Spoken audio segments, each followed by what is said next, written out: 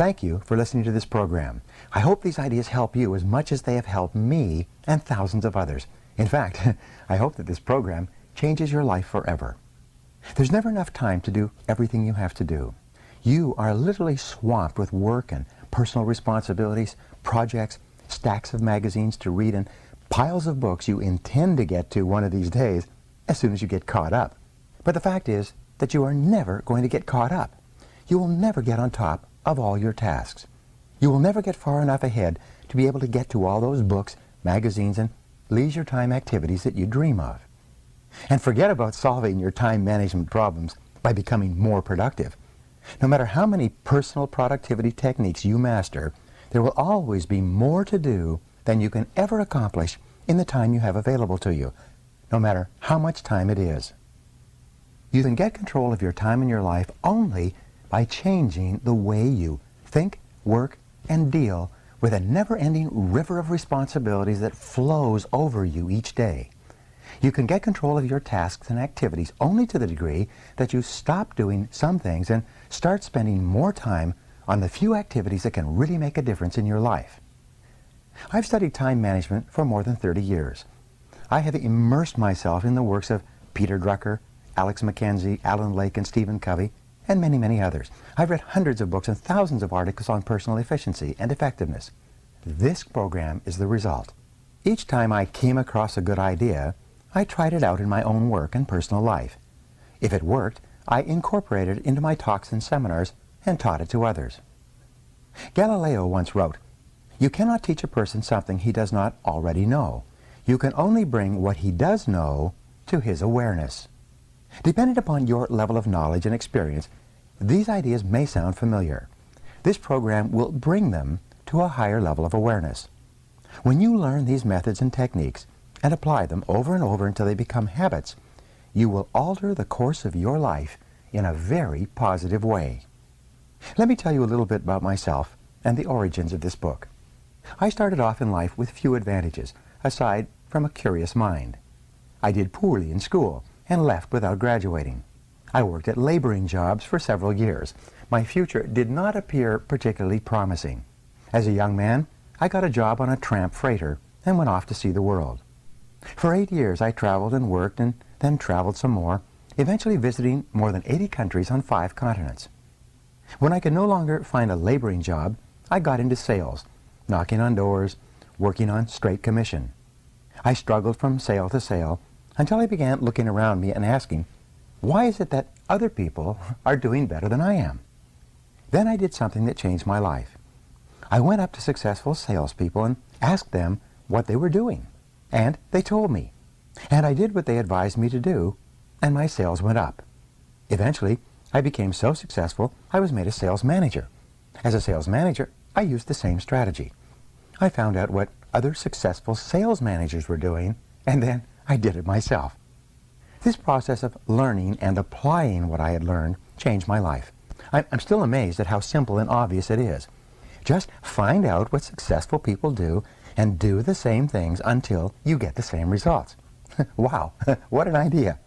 Simply put, some people are doing better than others because they do certain things differently and they do the right things right. Especially, they use their time far, far better than the average person.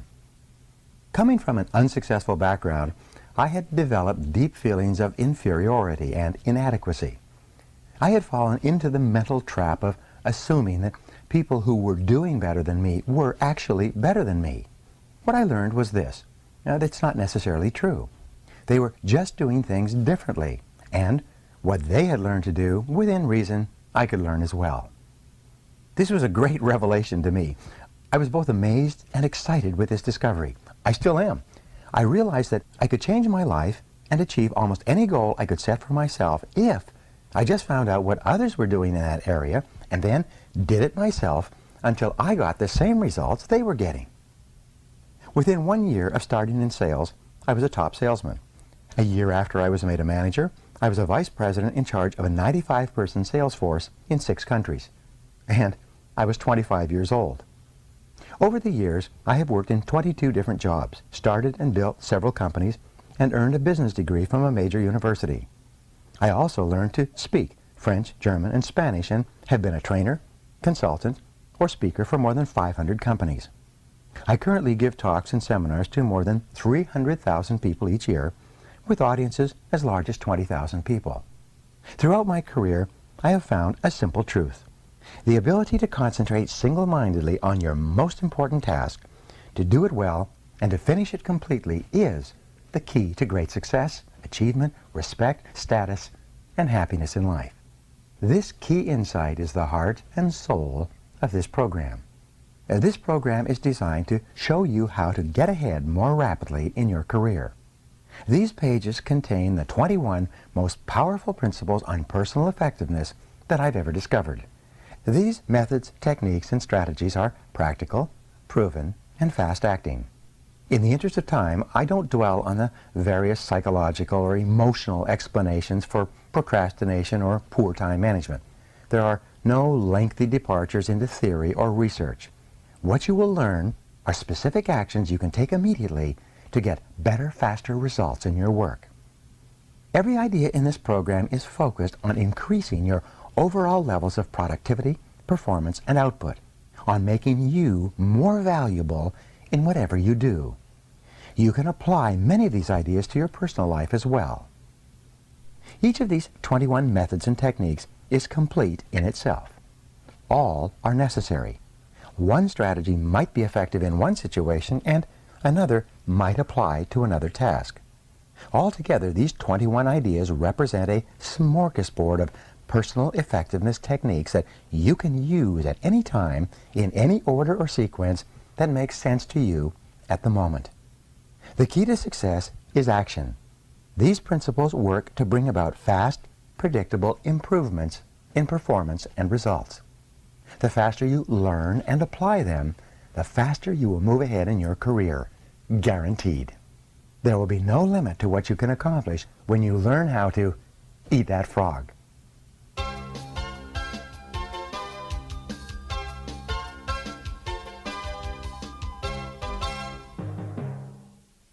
Let me begin by saying this. This is a wonderful time to be alive. There have never been more possibilities and opportunities for you to achieve more of your goals than exist today. As perhaps never before in human history, you are actually drowning in options. In fact, there are so many good things you can do that your ability to decide among them may be the critical determinant of what you accomplish in life. If you're like most people today, you are overwhelmed with too much to do and too little time. As you struggle to get caught up, new tasks and responsibilities just keep rolling in like the tides. Because of this, you will never be able to do everything you have to do. You will never be caught up. You will always be behind in some of your tasks and responsibilities, and probably in many of them. For this reason, and perhaps more than ever before, your ability to select your most important task at each moment and then to start on that task and get it done both quickly and well will probably have more of an impact on your success than any other quality or skill you can develop. An average person who develops the habit of setting clear priorities and getting important tasks completed quickly will run circles around a genius who talks a lot and makes wonderful plans but gets very little done. It's been said for many years that if the first thing you do each morning is to eat a live frog, you can then go through the day with the satisfaction of knowing that is probably the worst thing that's going to happen to you all day long. Your frog is your biggest, most important task. It's the one you're most likely to procrastinate on if you don't do something about it right now. It's also the one task that can have the greatest positive impact on your life and results at the moment. It's also been said that if you have to eat two frogs, eat the ugliest one first. This is another way of saying that if you have two important tasks, start with the biggest, hardest, and most difficult task first.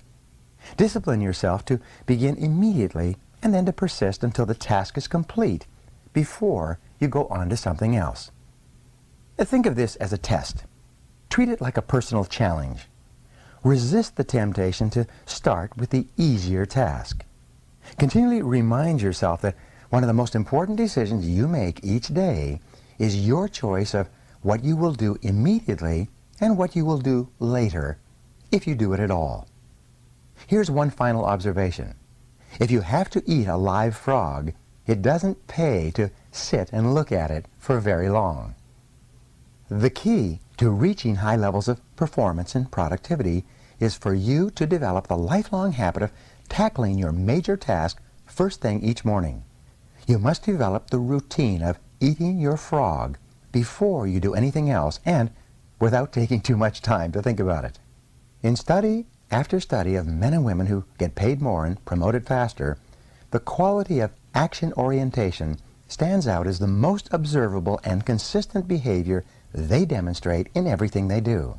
Successful, effective people are those who launch directly into their major tasks and then discipline themselves to work steadily and single-mindedly until those tasks are complete. In our world, and especially in our business world, you are paid and promoted for getting specific, measurable results. You are paid for making a valuable contribution, and especially for making the contribution that is expected of you. Failure to execute is one of the biggest problems in organizations today. Many people confuse activity with accomplishment. They talk continually, hold endless meetings, and make wonderful plans. But in the final analysis, no one does the job and gets the results required. Fully 95% of your success in life and work will be determined by the kinds of habits that you develop over time.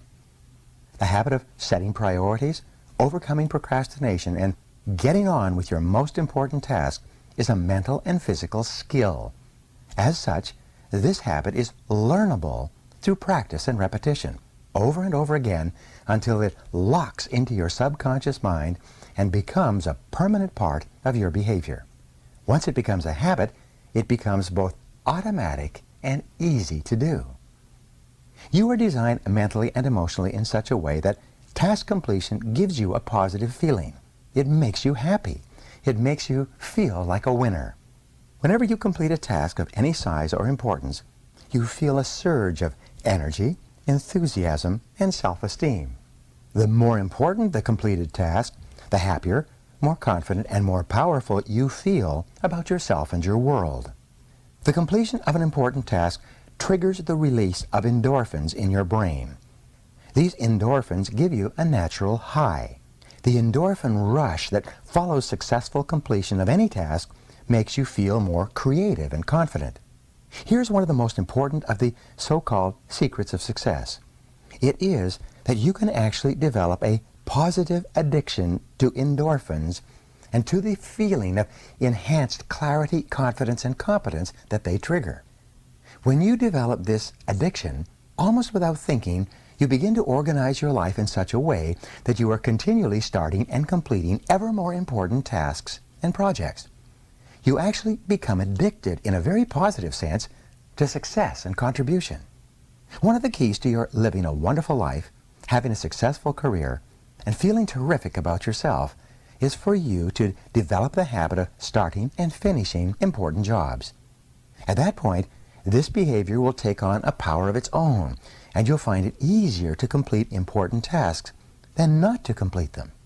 You remember the story of the man who stops a musician on a New York street and asks how he can get to Carnegie Hall. The musician replies, "Practice, man, practice."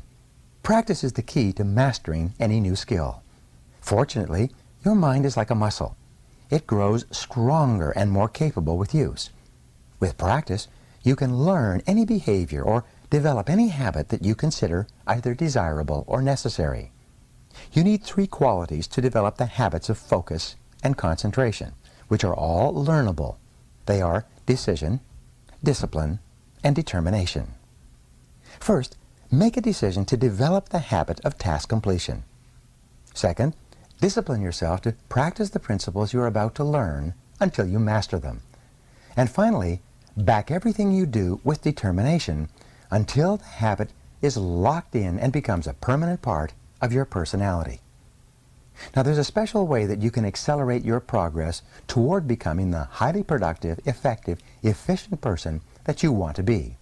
It consists of your thinking continually about the rewards and benefits of being an action-oriented, fast-moving, focused person. See yourself as the kind of person who gets important jobs done quickly and well on a consistent basis. Your mental picture of yourself has a powerful effect on your behavior. Visualize yourself as the person you intend to be in the future. Your self-image, the way you see yourself on the inside, largely determines your performance on the outside. As professional speaker Jim Cathcart says, the person you see is the person you will be. You have a virtually unlimited capability to learn and develop new skills, habits, and abilities. When you train yourself through repetition and practice to overcome procrastination and get your most important tasks completed quickly, you will move yourself onto the fast track in your life and career and step on the accelerator. So, let's eat that frog. Chapter 1 is entitled, Set the Table, and it begins with this quote from Napoleon Hill. He says, "There is one quality that one must possess to win, and that is definiteness of purpose, the knowledge of what one wants, and a burning desire to achieve it." Before you can determine your frog and get on with eating it, you have to decide exactly what you want to accomplish in each area of your life. Clarity is the most important concept in personal productivity. The number one reason why some people get more work done faster is because they are absolutely clear about their goals and objectives, and they don't deviate from them. The more clear you are about what it is you want and what you have to do to achieve it, the easier it is for you to overcome procrastination, eat your frog, and get on with the completion of the task.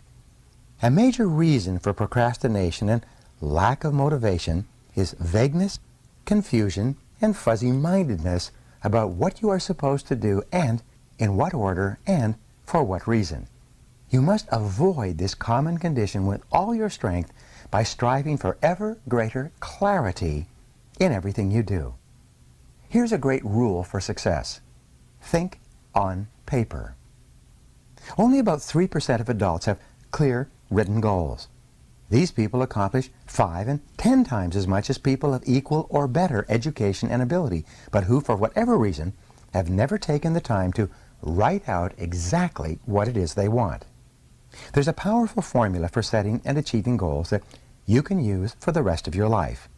It consists of 7 simple steps. Taking any one of these steps can double and triple your productivity if you're not currently using it. Many graduates of my training programs have increased their incomes dramatically in a matter of a few years or even a few months with this simple 7-step method. Here it is.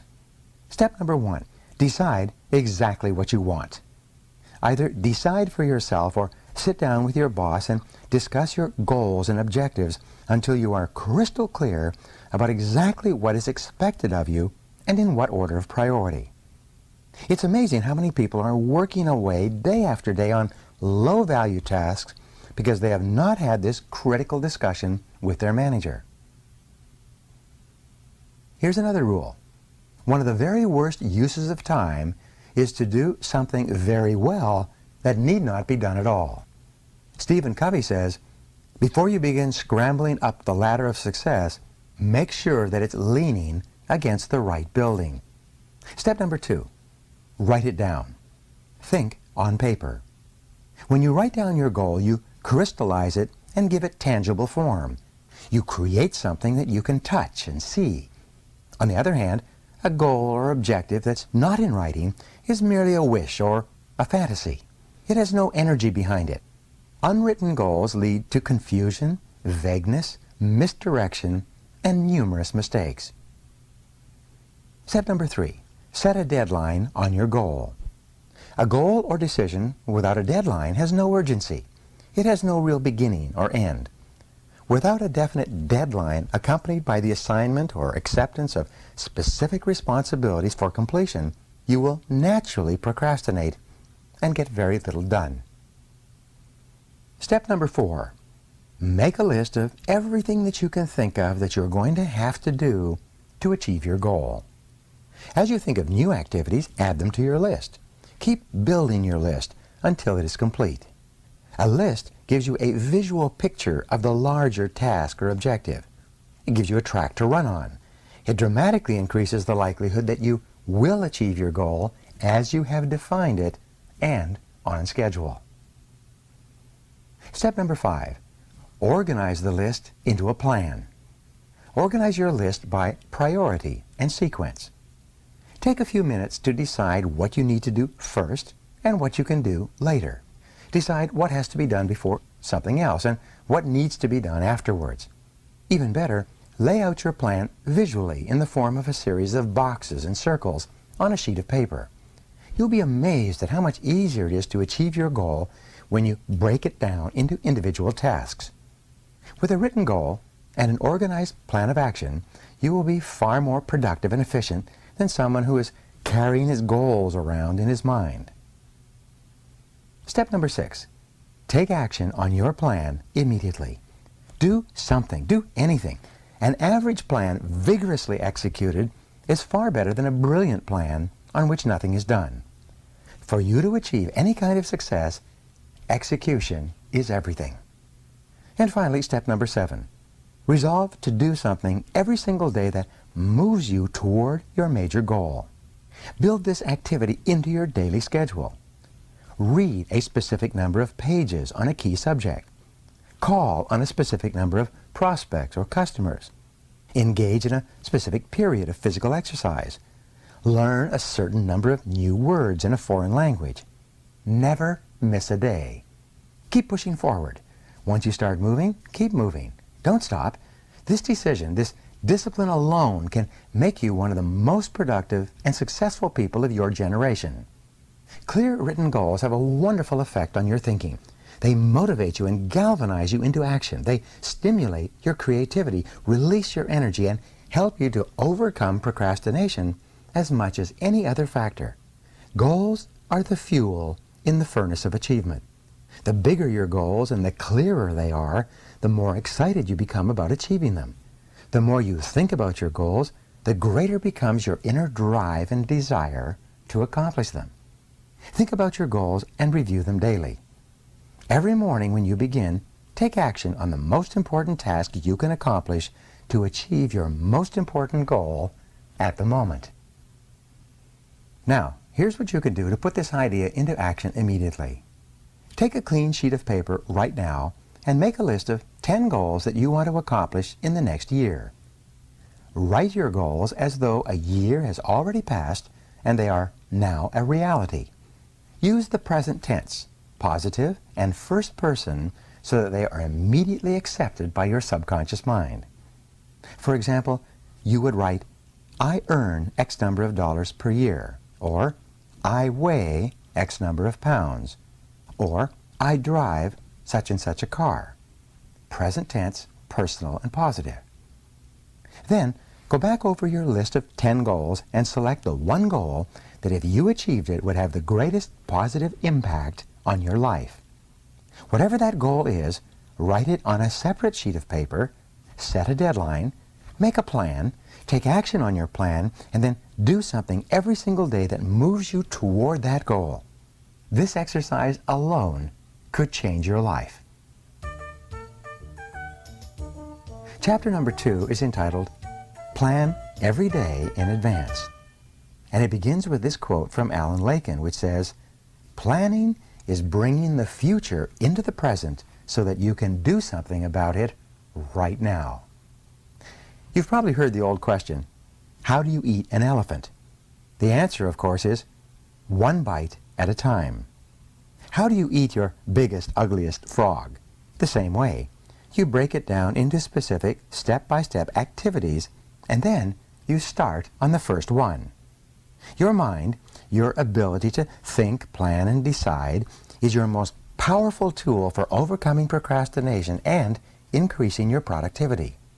Your ability to set your goals, plan, and take action on them determines the course of your entire life. The very act of thinking and planning unlocks your mental powers, triggers your creativity, and increases your mental and physical energies. Conversely, as Alex McKenzie wrote, action without planning is the cause of every failure. Your ability to plan well in advance of acting is a measure of your overall competence. The better the plan you have, the easier it is for you to overcome procrastination, to get started, to eat your frog, and then to keep going. One of your top goals at work should be for you to get the highest possible return on your investment of mental, emotional, and physical energy. The good news is that every minute spent in planning saves as many as 10 minutes in execution. It takes only about 10 or 12 minutes for you to plan out your day, but this small investment of time will save you at least 2 hours, 100 to 120 minutes in wasted time and diffused effort throughout the day. You may have heard of the 6P formula for time management. It says, proper prior planning prevents poor performance. When you consider how helpful planning can be in increasing your productivity and performance, it is amazing how few people practice it every single day. And planning is really quite simple to do. All you need is a piece of paper and a pen. The most sophisticated Palm Pilot, computer program, or time planner is based on the same principle. You're sitting down and making a list of everything you have to do before you begin. Always work from a list. When something new comes up, add it to the list before you do it. You can increase your productivity and output by 25% or more from the very first day that you begin working consistently from a list. Make your list the night before, at the end of the workday. Move everything that you've not yet accomplished onto your list for the coming day, and then add everything that you have to do the next day. When you make your list the night before, your subconscious mind works on your list all night long while you sleep. Often, you will wake up with great ideas and insights that you can use to get your job done faster and better than you had initially thought. The more time you take to make written lists of everything you have to do in advance, the more effective and efficient you will be. Now, you need different lists for different purposes. First, you should create a master list on which you write down everything that you can think of that you want to do sometime in the future. This is the place where you capture every idea that comes to you and every new task or responsibility that comes up. You can sort out the items later. Second, you should have a monthly list that you make up at the end of the month for the month ahead. This may contain items transferred from your master list. Third, you should have a weekly list where you plan your entire week in advance. This is a list that is under construction as you go through the current week. This discipline of systematic time planning can be very helpful to you. Many people have told me that the habit of taking a couple of hours at the end of each week to plan the coming week has increased their productivity dramatically and changed their lives completely. This technique will work for you as well. Finally, you should transfer items from your monthly and weekly lists onto your daily list. These are the specific activities that you are going to accomplish the following day. As you work through the day, tick off the items on your list as you complete them. This activity gives you a visual picture of accomplishment. It generates a feeling of success and forward motion. Seeing yourself working progressively through your list motivates and energizes you. It raises your self-esteem and self-respect. Steady, visible progress propels you forward and helps you to overcome procrastination. When you have a project of any kind, begin by making a list of every step that you will have to complete to finish the project from beginning to end. Organize the project tasks by priority and sequence. Lay them out in front of you on paper or on a computer so that you can see them. Then, go to work on one task at a time. You will be amazed at how much you get done this way. As you work through your list, you will feel more and more effective and powerful. You will feel more in control of your life. You will be naturally motivated to do even more. You will think better and more creatively. You will get more and better insights that enable you to do your work even faster. As you work steadily through your lists, you will develop a sense of positive forward momentum that will enable you to overcome procrastination. This feeling of progress will give you more energy and keep you going throughout the day. One of the most important rules of personal effectiveness is the 10-90 rule. This rule says that the first 10% of time that you spend planning and organizing your work before you begin will save you as much as 90% of the time in getting the job done once you get started. You only have to try this rule once to prove it to yourself. When you plan each day in advance, you find it much easier to get going and to keep going. The work goes faster and smoother than ever before. You feel more powerful and competent. You eventually become unstoppable. Now here's how you can put these ideas into action immediately. Begin today to plan every day, every week, and every month in advance. Take a notepad or sheet of paper and make a list of everything you have to do in the next 24 hours. Add to your list as new items come up. Make a list of all your projects, the big multitask jobs that are important to your future. Lay out each of your major goals, projects, or tasks by priority, what is most important, and by sequence, what has to be done first, what comes second, and so forth. Start with the end in mind and work backward to the present. Think on paper. Always work from a list. You will be amazed at how much more productive you become and how much easier it is to eat your frog. Chapter 3 is entitled, Apply the 80-20 Rule to Everything. The German philosopher Johann Wolfgang von Goethe wrote, "We always have time enough if we will but use it aright." The 80-20 rule is one of the most helpful of all concepts of time and life management. It's also called the Pareto principle after its founder, the Italian economist Vilfredo Pareto, who first wrote about it in 1895. Pareto noticed that people in his society seemed to divide naturally into what he called the vital few, the top 20% in terms of money and influence, and the trivial many, the bottom 80%. He later discovered that virtually all economic activity was subject to this Pareto principle as well. For example, this rule says that 20% of your activities will account for 80% of your results. 20% of your customers will account for 80% of your sales. 20% of your products or services will account for 80% of your profits. 20% of your tasks will account for 80% of the value of what you do, and so on. This means that if you have a list of 10 items to do today, 2 of those items will turn out to be worth as much or more than all the other 8 items put together. Here's an interesting discovery. Each of these tasks may take the same amount of time to accomplish, but 1 or 2 of these tasks will contribute 5 or 10 times the value of any of the others. Often, one item on a list of 10 tasks that you have to do can be worth more than all the other 9 items put together. This task is invariably the frog that you should eat first. Can you guess on which items the average person is most likely to procrastinate?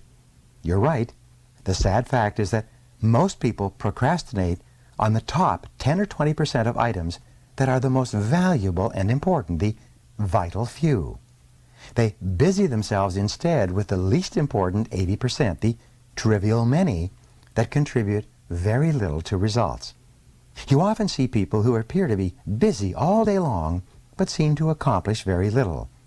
This is almost always because they are working on tasks that are of low value, while they procrastinate on the 1 or 2 activities that could make a real difference to their companies and to their careers. The most valuable tasks you can do each day are often the hardest and most complex, but the payoff and rewards for completing these tasks efficiently can be tremendous. For this reason, you must adamantly refuse to work on tasks in the bottom 80% while you still have tasks in the top 20% left to be done. Before you begin work, always ask yourself, is this task in the top 20% of my activities or in the bottom 80%?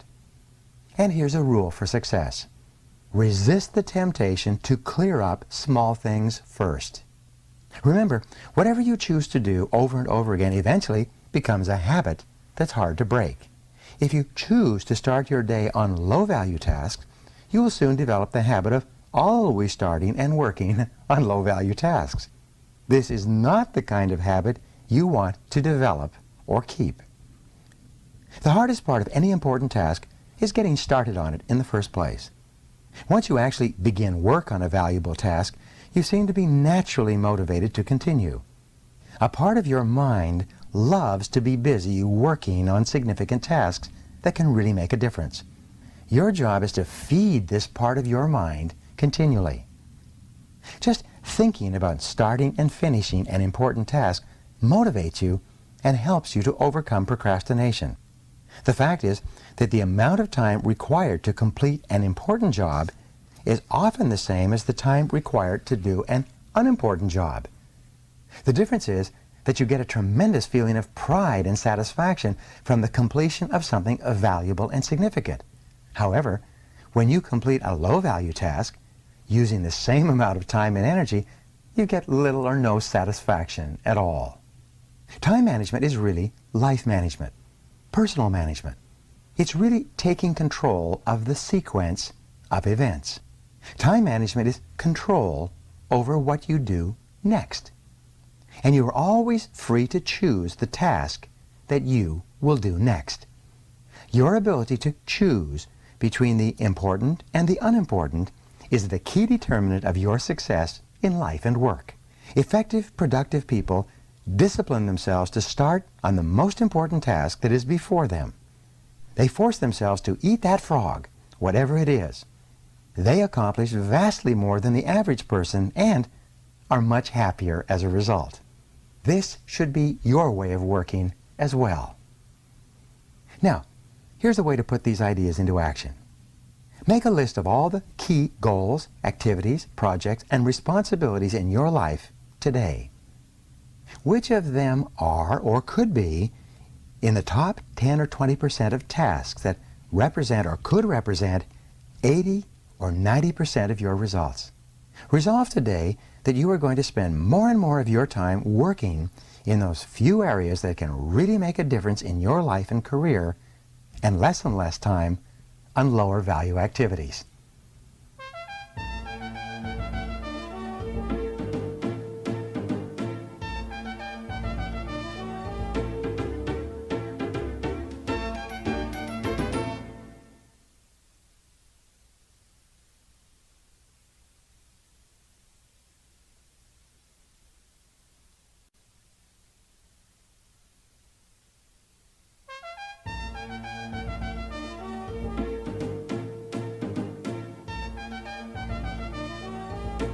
Chapter 4 is entitled, Consider the Consequences. And here's a great quote from Orison Swett Marden. He said, "Every man has become great, every successful man has succeeded in proportion as he has confined his powers to one particular channel. The mark of the superior thinker is his or her ability to accurately predict the consequences of doing or not doing something. The potential consequences of any task or activity are the key determinants of how important it really is to you and your company. This way of evaluating the significance of a task is how you determine what your next frog really is." Dr. Edward Banfield of Harvard University, after more than 50 years of research, concluded that long-time perspective is the most accurate single predictor of upward social and economic mobility in America. Long-time perspective turns out to be more important than family background, education, race, intelligence, connections, or virtually any other factor in determining your success in life and at work. Your attitude toward time, your time horizon, has an enormous impact on your behavior and your choices. People who take a long view of their lives and careers always seem to make much better decisions about their time and activities than people who give very little thought to the future. And here's a rule for success. Long-term thinking improves short-term decision-making. Successful people have a clear future orientation. They think 5, 10, and 20 years out into the future. They analyze their choices and behaviors in the present to make sure that they are consistent with the long-term future that they desire. In your work, having a clear idea of what is really important to you in the long term makes it much easier for you to make better decisions about your priorities in the short term. By definition, something that is important has long-term potential consequences. Something that is unimportant has few or no long-term potential consequences. Before starting on anything, you should always ask yourself, what are the potential consequences of doing or not doing this task? And here's another rule for you. Future intent influences and often determines present actions. The clearer you are about your future intentions, the greater influence that clarity will have on what you do in the moment. With a clear, long-term vision, you are much more capable of evaluating an activity in the present and to ensure that it is consistent with where you truly want to end up. Successful people are those who are willing to delay gratification and make sacrifices in the short term so that they can enjoy far greater rewards in the long term. Unsuccessful people, on the other hand, think more about short-term pleasure and immediate gratification while giving very little thought to the long-term future. Dennis Waitley, a motivational speaker, says, "Failures do what is tension relieving, while winners do what is goal achieving." For example, coming into work earlier, reading regularly in your field, taking courses to improve your skills, and focusing on high-value tasks in your work will all combine to have an enormous positive impact on your future. On the other hand, coming into work at the last moment, reading the newspaper, drinking coffee, socializing with your coworkers may seem fun and enjoyable in the short term, but it inevitably leads to lack of promotion, underachievement, and frustration in the long term. If a task or activity has great potential positive consequences, make it a top priority and get started on it immediately. If something can have large potential negative consequences, if it's not done quickly and well, that should become a top priority as well. Whatever your frog is, resolve to gulp it down first thing. Remember, motivation requires motive. The greater the positive potential impact that an action or behavior of yours can have on your life, once you define it clearly, the more motivated you will be to overcome procrastination and get it done quickly. Keep yourself focused and forward-moving by continually starting and completing those tasks that can make a major difference to your company and to your future. You see, the time is going to pass anyway. The only question is how you use it and where you are going to end up at the end of the weeks and months that pass. And where you end up is largely a matter of the amount of consideration you give to the likely consequences of your actions in the short term.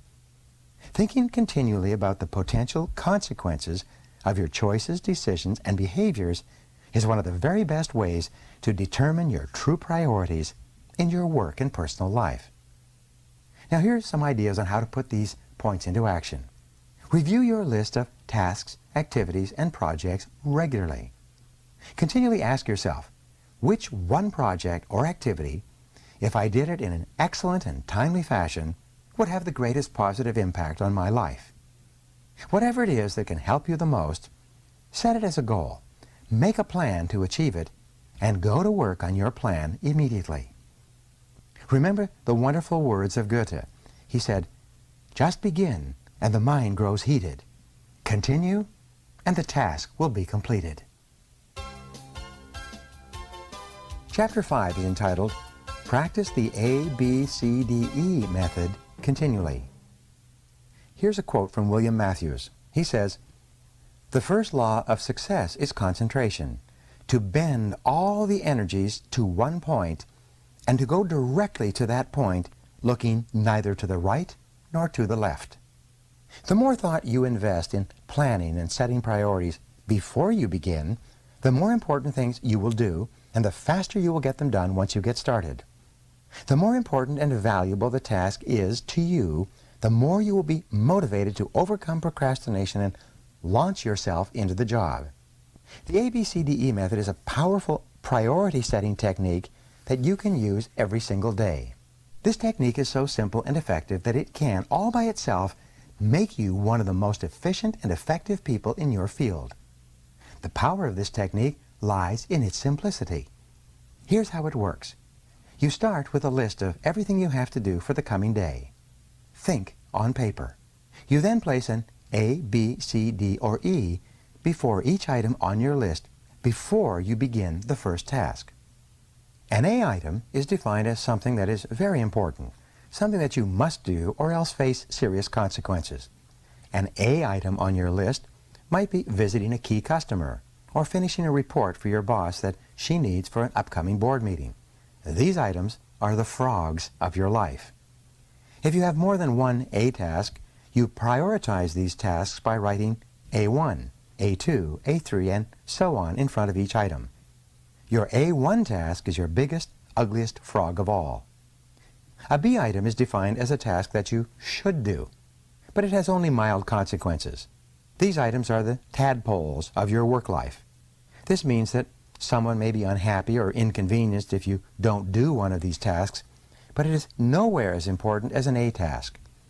Returning an unimportant telephone message or reviewing your email would be a B task.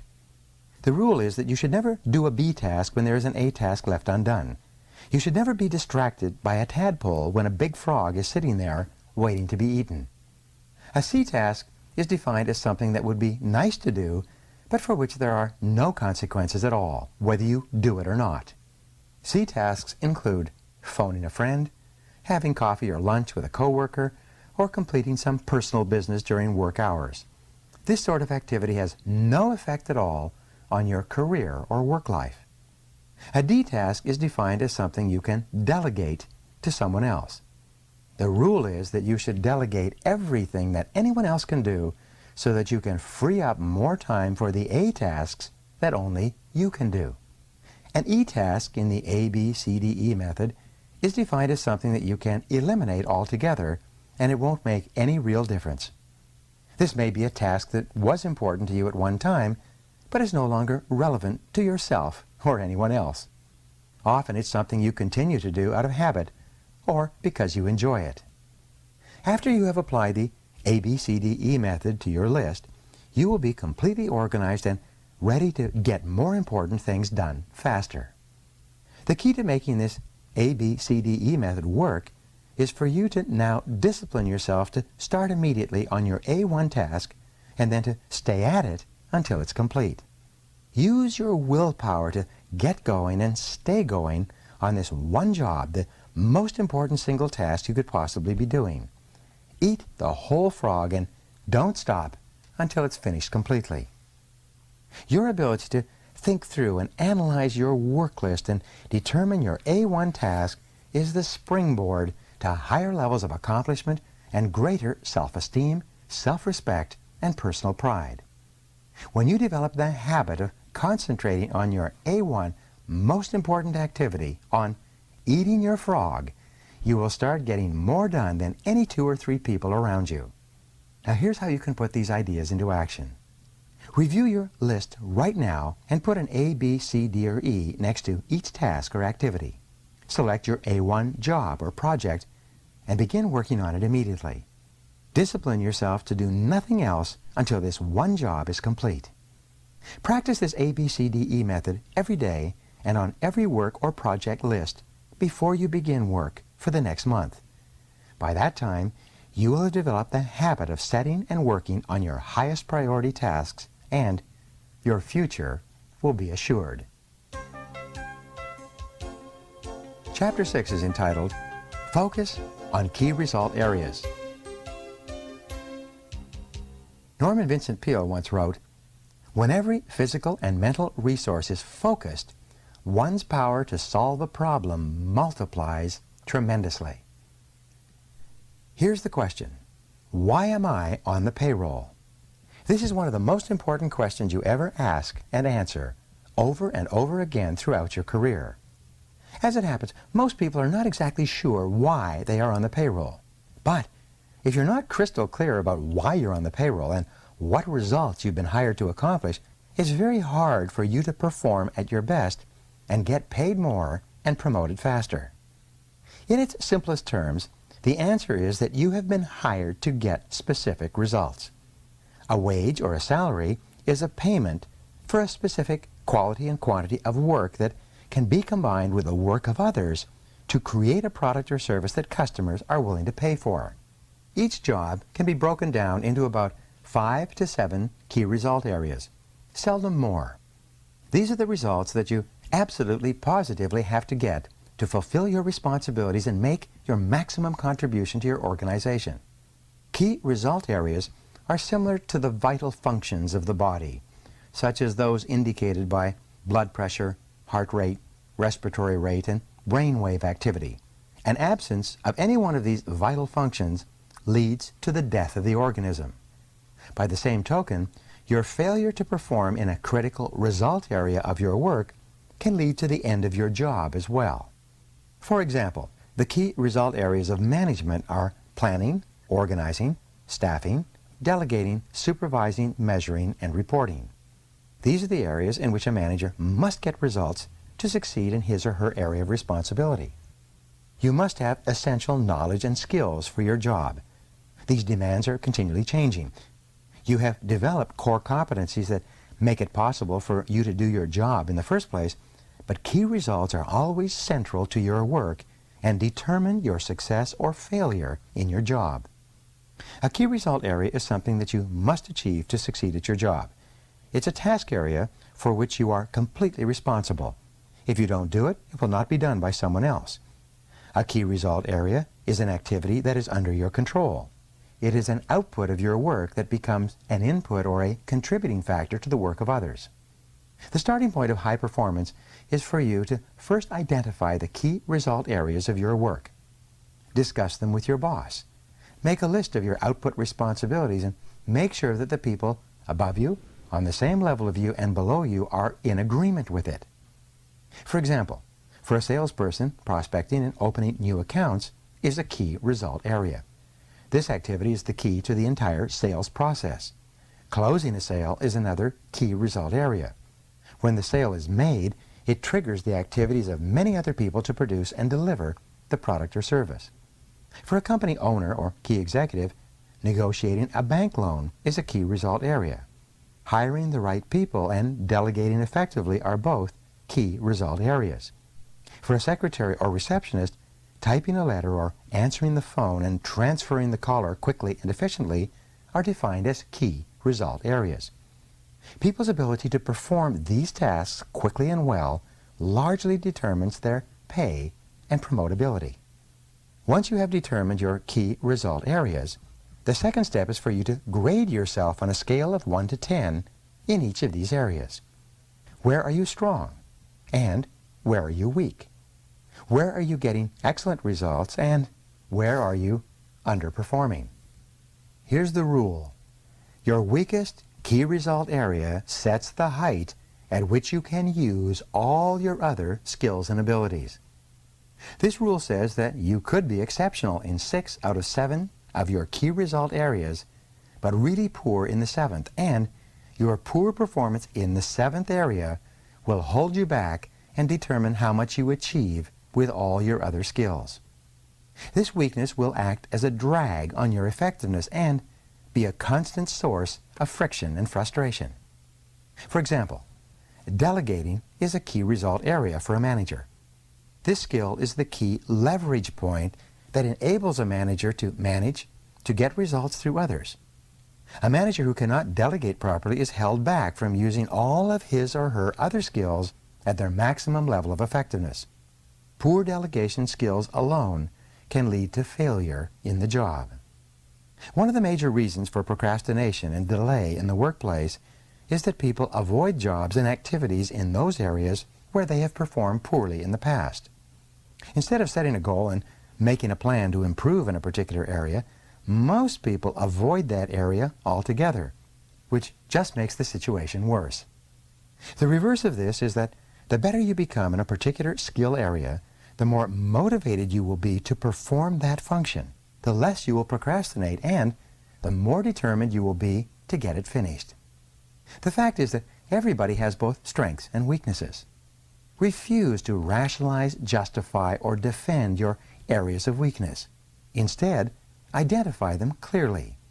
Set a goal and make a plan to become very good in each of those areas.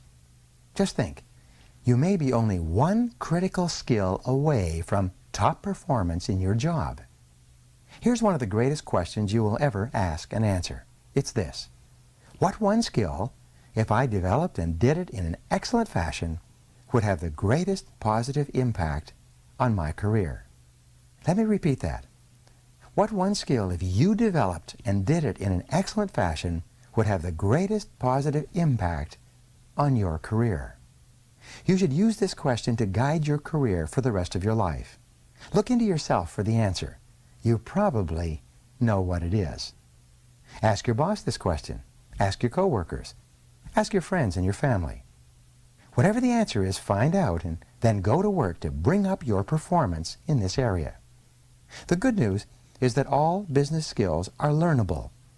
If anyone else is excellent at a particular key result area, this is proof that you can become excellent as well if you decide to.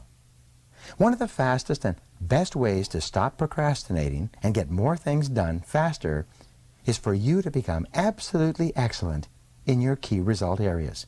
This can be as important as anything else you do in your life and career. Here's how you can put these ideas to work immediately. Identify the key result areas of your work. What are they? Write down the key results you have to achieve to do your job in an excellent fashion. Give yourself a grade from 1 to 10 on each one, and then determine the one key skill that, if you did it in an excellent manner, would help you the most in your work right now. Take this list to your boss and discuss it with him or her. Invite honest feedback and appraisal. You can only get better when you are open to the constructive inputs of other people. Discuss your results with your staff and coworkers. Talk them over with your spouse. Make a habit of doing this analysis regularly for the rest of your career. Never stop improving. This decision alone can change your life. Chapter 7 is called Obey the Law of Forced Efficiency. Komar once wrote, "Concentration in its truest, unadulterated form means the ability to focus the mind on one single solitary thing." The law of forced efficiency says that there's never enough time to do everything, but there's always enough time to do the most important thing. Put another way, you cannot eat every tadpole and frog in the pond, but you can eat the biggest and ugliest one, and that will be enough, at least for the time being. When you run out of time, and the consequences for not completing a key task or project can be really serious, you always seem to find the time to get it done, often at the very last minute. You start early, you stay late, and you drive yourself to complete the job rather than to face the negative consequences that would follow if you didn't complete it within the time limit. So here's a rule for you. There will never be enough time to do everything you have to do. The fact is that the average person today is working at 110 to 130% of capacity, and the jobs and responsibilities just keep piling up. All of us have stacks of reading material that we still have to go through. One study concluded recently that the average executive has 300 to 400 hours of reading and projects backlogged at home and at the office. What this means is that you will never be caught up. So get that thought out of your mind. All you can hope for is to be on top of your most important responsibilities. The others will just have to wait. Many people say that they work better under the pressure of deadlines. Unfortunately, years of research indicate that this is seldom true. Under the pressure of deadlines, which are often self-created through procrastination and delay, people suffer greater stress, make more mistakes, and have to redo more tasks than under any other conditions. Often, the mistakes that are made when people are working to meet tight deadlines lead to defects and cost overruns that lead to substantial financial losses in the long term. Sometimes the job actually takes much longer to complete when people rush to get the job done at the last minute, and then they have to redo it.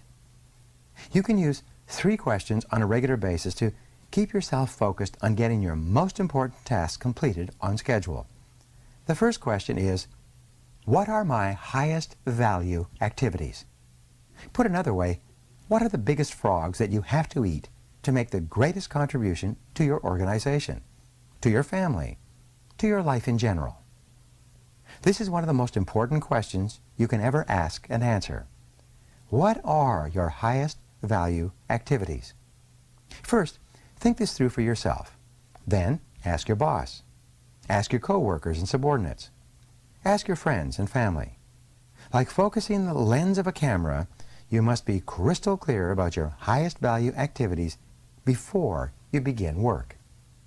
The second question you can ask yourself continually is, what can I and only I do that, if done well, will make a real difference? This question comes from Peter Drucker, the management guru. It's one of the best of all questions for achieving personal effectiveness. What can you and only you do that, if done well, will make a real difference? This refers to something that only you can do. If you don't do it, it won't be done by someone else. But if you do it, and you do it well, it can really make a difference to your life and your career. What is it? What is your frog in your work? Every hour of every day, you can ask yourself this question, and there will always be a specific answer. Your job is to be clear about the answer, and then to start and work on this task before anything else. The third question you can ask is, what is the most valuable use of my time right now? In other words, what is my biggest frog of all at this moment? This is the core question of time management. Asking it is the key to overcoming procrastination and becoming a highly productive person. Every hour of every day, there is an answer to this question. Your job is to ask yourself the question over and over again and to always be working on the answer to it, whatever it is. Do first things first and second things not at all. As Goethe said, the things that matter most must never be at the mercy of the things that matter least. The more accurate your answers to these questions, the easier it will be for you to set clear priorities, to overcome procrastination, and to get started on the one activity that represents the most valuable use of your time right now. Now here's how to put these ideas into action. Remember, your most powerful thinking tool for success is your ability to discriminate between one priority and another. Take a few minutes each day and sit quietly where you cannot be disturbed. During this time, relax and just think about your work and activities without stress or pressure. In almost every case, during this time of solitude, you will receive wonderful insights and ideas that will save you enormous amounts of time when you apply them on the job. Often, you will experience breakthroughs that will change the direction of your life and work. Chapter 8 is entitled, Prepare Thoroughly Before You Begin. James T. McKay, the time management expert, wrote, "No matter what the level of your ability, you have more potential than you can ever develop in a lifetime." One of the best ways for you to overcome procrastination and get more things done faster is for you to have everything you need at hand before you begin. When you're fully prepared, you are like a cocked gun or an archer with an arrow pulled back taut in the bow. You just need one small mental push to get started on your highest value tasks. This is like getting everything ready to prepare a complete meal, such as a big frog. You set out all the ingredients on the counter in front of you and then begin putting the dinner together one step at a time. Begin by clearing off your desk or workspace so that you have only one task in front of you. If necessary, put everything on the floor or on the table behind you. Gather all the information, reports, details, papers, and work materials that you will require to complete the job. Have them at hand so that you can reach them without getting up or moving very much. Be sure that you have all writing materials, computer disks, access codes, email addresses, and everything else you need to start and continue working until the job is done. Set up your work area so that it is comfortable, attractive, and conducive to working for long periods. Especially, Make sure that you have a comfortable chair that supports your back and allows your feet to sit flat on the floor. The most productive people take the time to create a work area where they enjoy spending time.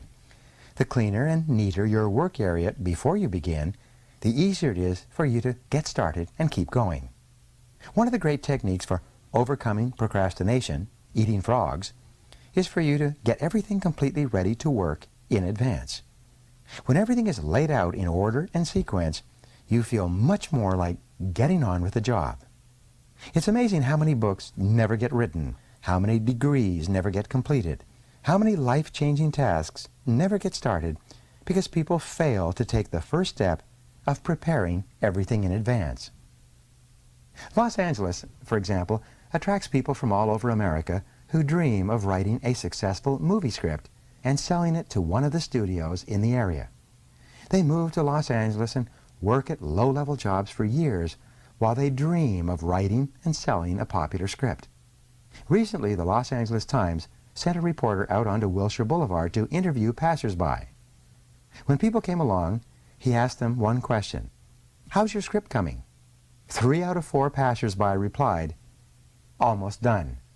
The sad fact is that almost done probably meant not yet started. Don't let this happen to you. When you sit down with everything in front of you ready to go, assume the body language of high performance. Sit up straight, sit forward and away from the back of the chair. Carry yourself as though you are an efficient, effective, high-performing personality.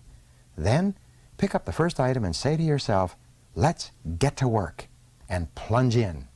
And once you've started, keep going until the job is finished. Here's an exercise for you. Take a good look at your desk or office, both at home and at the office. Ask yourself, what kind of a person works in an environment like that? The cleaner and neater your work environment, the more positive, productive, and confident you feel. Resolve today to clean up your desk and office completely so that you feel effective, efficient, and ready to get going each time you sit down to work. Chapter 9 is entitled, Do Your Homework. Og Mandino once wrote, "The only certain means of success is to render more and better service than is expected of you, no matter what your task may be." Doing your homework is one of the most important personal productivity principles of all. Learn what you need to learn so that you can do your work in an excellent fashion. The better you become at eating a particular type of frog, the more likely you are to just plunge in and get it done. A major reason for delay and procrastination is a feeling of inadequacy, lack of confidence, or inability in a key area of the task. Feeling weak or deficient in a single area is enough to discourage you from starting the job at all. Continually upgrade your skills in your key result areas. Remember, however good you are today, your knowledge and skill are becoming obsolete at a rapid rate. As Pat Riley, the basketball coach, said, "If you're not getting better, you're getting worse." One of the most helpful of all time management techniques is for you to get better at your key tasks. Personal and professional improvement is one of the best time savers there is. The better you are at a key task, the more motivated you are to launch into it. The better you are, the more energy and enthusiasm you have. When you know that you can do a job well, you find it easier to overcome procrastination and get the job done faster and better than under any other circumstances. One piece of information or one additional skill can make an enormous difference in your ability to do the job well.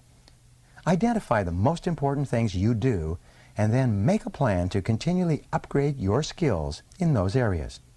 Here's a rule for success. Continuous learning is the minimum requirement for success in any field. Refuse to allow a weakness or a lack of ability in any area to hold you back. Everything in business is learnable, and what others have learned, you can learn as well. When I began to write my first book, I was discouraged because I could only use the hunt and peck method of typing. I soon realized that I had to learn to touch type if I was ever going to write and rewrite a 300-page book. So, I bought a touch typing program for my computer and practiced for 20 to 30 minutes every day for 3 months. By the end of that time, I was typing 40 to 50 words per minute. With this skill, I've been able to write a dozen books that have now been published all over the world. The best news is that you can learn whatever skills you need to learn to be more productive and more effective. You can become a touch typist if necessary. You can become an expert with a computer. You can become a terrific negotiator or a super salesperson. You can learn to speak in public. You can learn to write effectively and well. These are all skills you can acquire as soon as you decide to and make them a priority. Read in your field for at least 1 hour every day. Get up a little earlier in the morning and read for 30 to 60 minutes in a book or magazine that contains information that can help you to be more effective and productive at what you do. Take every course and seminar available on key skills that can help you. Attend the conventions and business meetings of your profession or occupation. Go to the sessions and workshops. Sit up front and take notes. Purchase the audio recordings of the programs. Dedicate yourself to becoming one of the most knowledgeable and competent people in your field. Finally, listen to audio programs in your car like this. The average car owner sits behind the wheel 500 to 1,000 hours each year while driving from place to place. Turn driving time into learning time. You can become one of the smartest, most capable, and highest paid people in your field simply by listening to educational audio programs as you drive around. The more you learn and know, the more confident and motivated you feel. The better you become, the more capable you will be of doing even more in your field. The more you learn, the more you can learn. Just as you can build your physical muscles through physical exercise, you can build your mental muscles with mental exercise. And there is no limit to how far or how fast you can advance except for the limits you place on your imagination. So here's an exercise that you can engage in immediately. Resolve today to become a do-it-to-yourself project. Become a lifelong student of your craft. School is never out for the professional. What are the key skills that can help you the most to achieve better and faster results? What are the core competencies that you will need to have in the future to lead your field? Whatever they are, set a goal, make a plan, and begin developing and increasing your ability in those areas. Resolve to be the very best at what you do. This is one of the greatest time management techniques of all.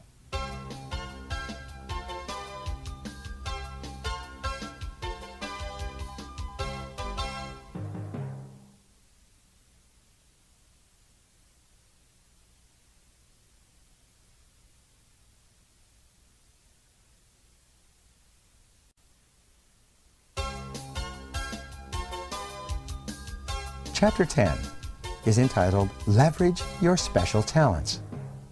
Dean Briggs of Harvard once wrote, "Do your work. Not just your work and no more, but a little more for the lavishing sake. That little more that is worth all the rest."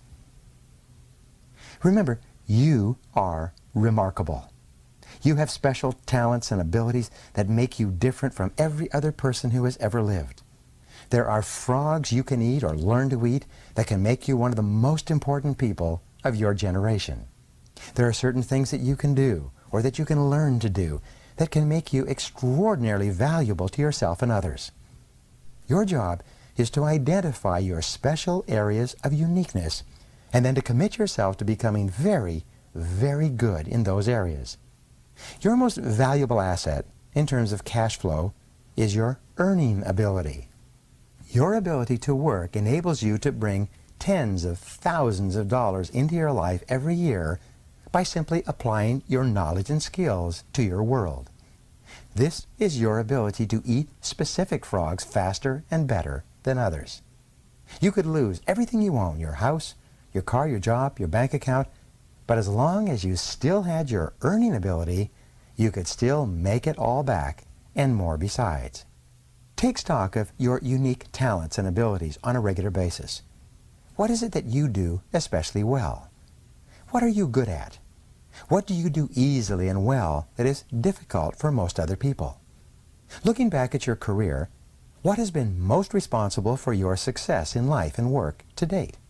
What have been the most significant frogs you have eaten in the past? You are designed such that you will most enjoy doing the very things that you can be the very best at. What is it that you enjoy the most about your work? What kind of frogs do you most enjoy eating? The very fact that you enjoy something means that you probably have within yourself the capability to be excellent in that area. One of your great responsibilities in life is to decide what you really love to do and then to throw your whole heart into doing that special thing very, very well. Look at the various things you do. What is it that you do that gets you the most compliments and praise from other people? What do you do that positively affects the work and performance of other people more than anything else? Successful people are invariably those who have taken the time to identify what they do well and most enjoy. They know what they do that really makes a difference in their work, and they then concentrate on that task or area of activity exclusively.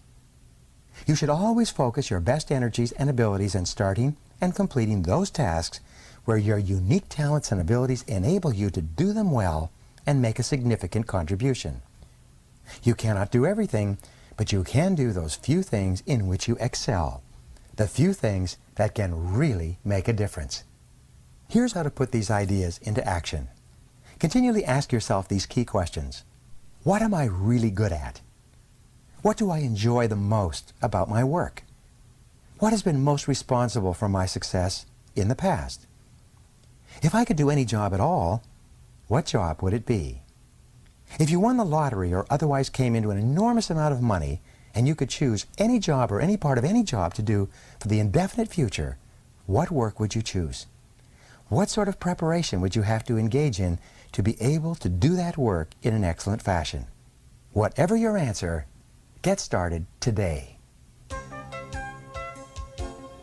Chapter 11 is entitled, Identify Your Key Constraints. Alexander Graham Bell once wrote, "Concentrate all your thoughts on the task at hand. The sun's rays do not burn until brought to a focus." So what is holding you back? What sets the speed at which you achieve your goals? What determines how fast you move from where you are to where you want to go? What stops you or holds you back from eating the frogs that can really make a difference? Why aren't you at your goal already? These are some of the most important questions you will ever ask and answer on your way to achieving high levels of personal productivity and effectiveness. Whatever you have to do, there's always a limiting factor that determines how quickly and well you get it done. Your job is to study the task and identify the limiting factor or constraint within it. You must then focus all of your energies on alleviating that single choke point. In virtually every task, large or small, one factor sets the speed at which you achieve the goal or complete the job. What is it? Concentrate your mental energies on that one key area. This can be the most valuable use of your time and talents. This factor may be a person whose help or decision you need, a resource that you require, a weakness in some part of your organization, or something else. But the limiting factor is always there, and it is always your job to find it. For example, the purpose of a business is to create and keep customers. By doing this in sufficient quantities, the company makes a profit and continues to grow and flourish. In every business, there is a limiting factor or choke point that determines how quickly and well the company achieves its purpose. It may be the marketing, the level of sales, or the sales force itself. It may be the cost of operation or the methods of production. It may be the level of cash flow or costs. The success of the company may be determined by the competition, the customers, or the current marketplace. One of these factors, more than anything else, determines how quickly the company achieves its goals of growth and profitability. What is it? The accurate identification of the limiting factor in any process and the focus on that factor can usually bring about more progress in a shorter period of time than any other single activity. The 80-20 rule applies to the constraints in your life and in your work. What this means is that 80% of the constraints, the factors that are holding you back from achieving your goals are internal. They are within yourself, within your own personal qualities, abilities, habits, disciplines, or competencies. Only 20% of the limiting factors are external to you or to your organization. Your key constraint can be something small and not particularly obvious. Sometimes it requires that you make a list of every step in the process and examine every activity to determine exactly what is holding you back. Sometimes it can be a single negative perception or objection on the part of the customers that is slowing down the entire sales process. Sometimes it is the absence of a single feature that is holding back the growth of sales of a product or service line. Look into your company honestly. Look within your boss, your coworkers, and members of your staff to see if there's a key weakness that is holding you or the company back, that is acting as a brake on the achievement of your key goals. In your own life, you must have the honesty to look deeply into yourself for the limiting factor or limiting skill that sets the speed at which you achieve your personal goals. Successful people always begin the analysis of constraints by asking the question, what is it in me that is holding me back? They accept complete responsibility and look to themselves for both the cause and the cure of their problems. Keep asking, what sets the speed at which I get the results I want? The definition of the constraint determines the strategy that you use to alleviate it. The failure to identify the correct constraint or the identification of the wrong constraint can lead you in the wrong direction. You can end up solving the wrong problem. A major corporation, a client of mine, was experiencing declining sales. The corporation's leaders concluded that the major constraint was the sales force and sales management. They spent an enormous amount of time reorganizing the management and retraining the salespeople. They later found that the primary reason that sales were down was a mistake made by an accountant who had accidentally priced their products too high relative to their competition in the marketplace. Once the company revamped its pricing, sales went back up and the business returned to profitability. Behind every constraint or choke point, once it's located and alleviated successfully, you'll find another constraint or limiting factor. Whether it's getting to work on time in the morning or building a successful career, there are always limiting factors and bottlenecks that set the speed of your progress. Your job is to find them and to focus your energies on alleviating them as quickly as possible. Starting off your day with the removal of a key bottleneck or constraint fills you full of energy and personal power. It propels you into following through and completing the job. And there's always a limiting factor. Often a key constraint or limiting factor is the most important frog you could eat at that moment. Now here's an exercise for you. Identify your most important goal in life today. What is it? What one goal, if you achieved it, would have the greatest positive effect on your life? What one career accomplishment would have the greatest positive impact on your work life? Once you're clear about your major goal, ask yourself, what sets the speed at which I accomplish this goal? Why don't I have it already? What is it in me that is holding me back? Whatever your answers, take action immediately. Do something, do anything, but get started. Chapter 12 is entitled, Take It One Oil Barrel at a Time. There's an old saying that, by the yard it's hard, but inch by inch, anything's a cinch. One of the best ways to overcome procrastination is for you to get your mind off the huge task in front of you and focus on a single action that you can take. One of the best ways to eat a large frog is for you to take it one bite at a time. Confucius once wrote, "A journey of 1,000 leagues begins with a single step." This is a great strategy for overcoming procrastination and getting more things done faster. Many years ago, I crossed the heart of the Sahara Desert, the Tenerife, deep in modern-day Algeria. By that time, the desert had been abandoned by the French for years, and the original refueling stations were empty and shuttered. The desert was 500 miles across in a single stretch, without water, food, a blade of grass, or even a fly. It was totally flat, like a broad yellow sand parking lot that stretched to the horizon in all directions. More than 1,300 people had perished in the crossing of that stretch of the Sahara in previous years. Often, drifting sands had obliterated the track across the desert, and the travelers had gotten lost in the night. To counter the lack of features in the terrain, the French had marked the track with black 55-gallon oil drums 5 kilometers apart, exactly the distance to the horizon, where the earth curved away as you crossed that flat wasteland. Because of this, wherever we were in the daytime, we could see 2 oil barrels, the one we had just passed and the one 5 kilometers ahead. And that was enough. All we had to do was steer toward the next oil barrel.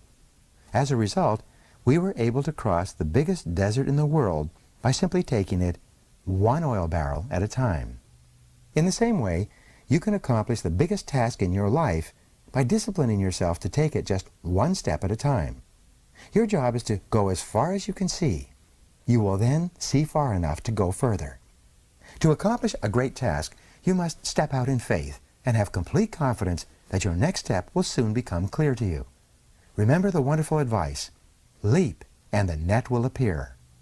A great life or a great career is built by performing 1 task at a time, quickly and well, and then going on to the next task. Financial independence is achieved by saving a little money every single month, year after year.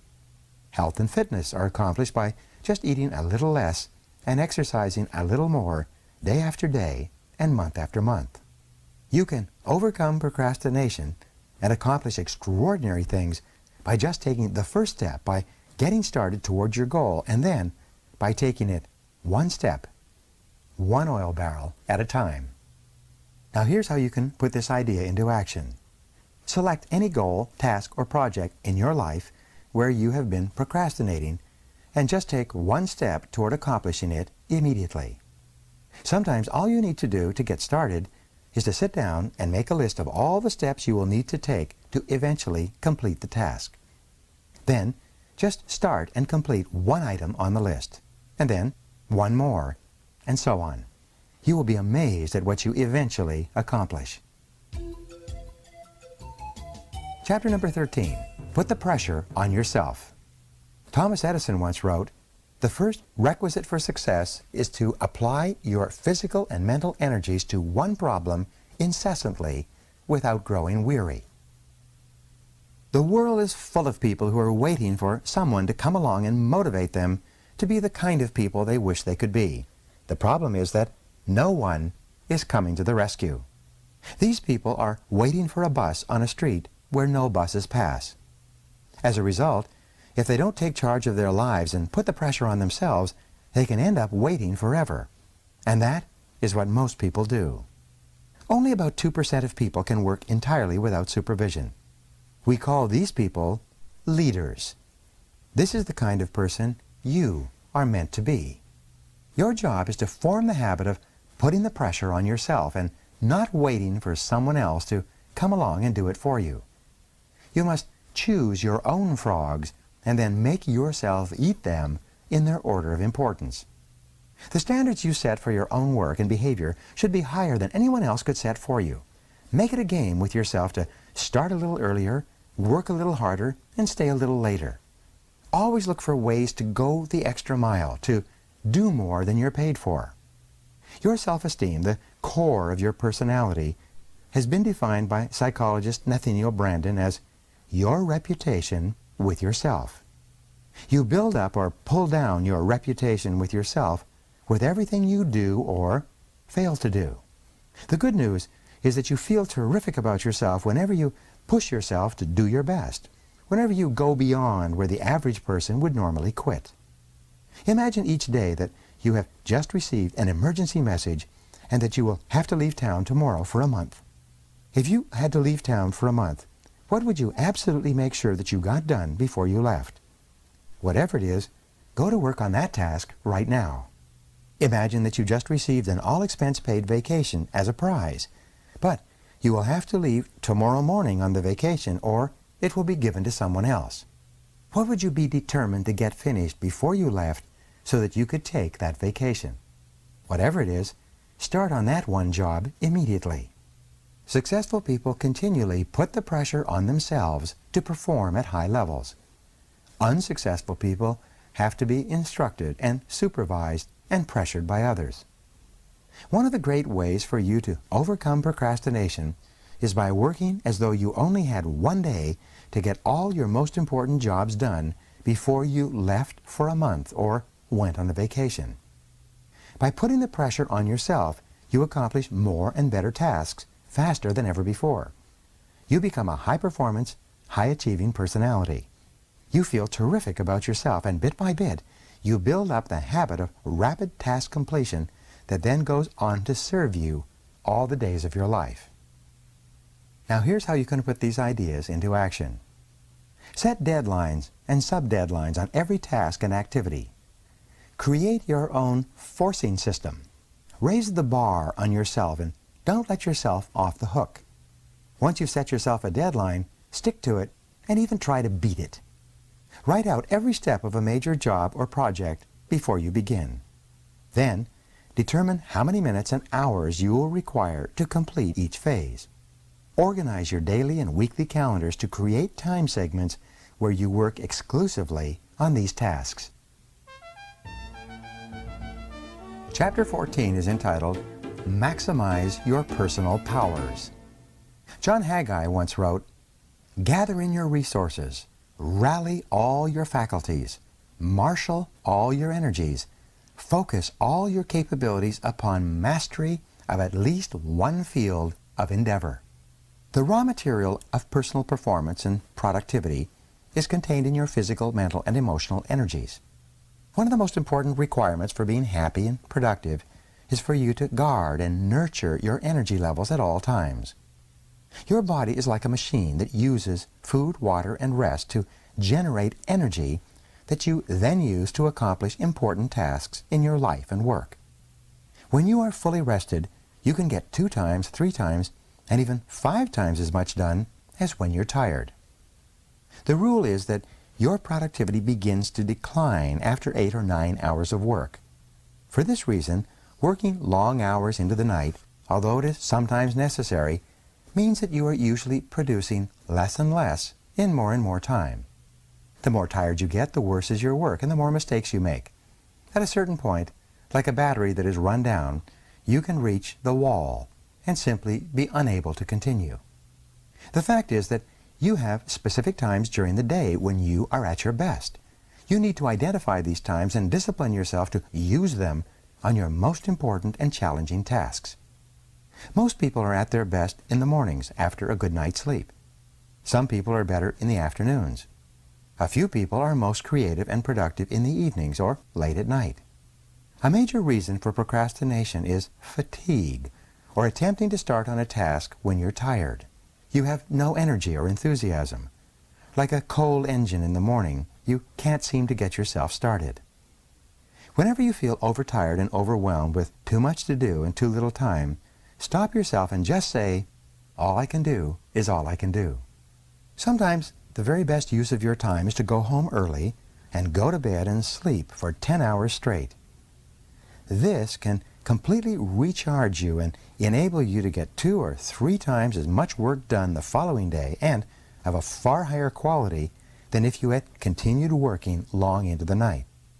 According to many researchers, the average American is not getting enough sleep relative to the amount of work he or she is doing. Millions of Americans are working in a mental fog as a result of working too much and sleeping too little. One of the smartest things you can do is to turn off the television and get to bed by 10 o'clock each night during the week. Sometimes 1 extra hour of sleep per night can change your entire life. Here's a rule for you. Take 1 full day off every week.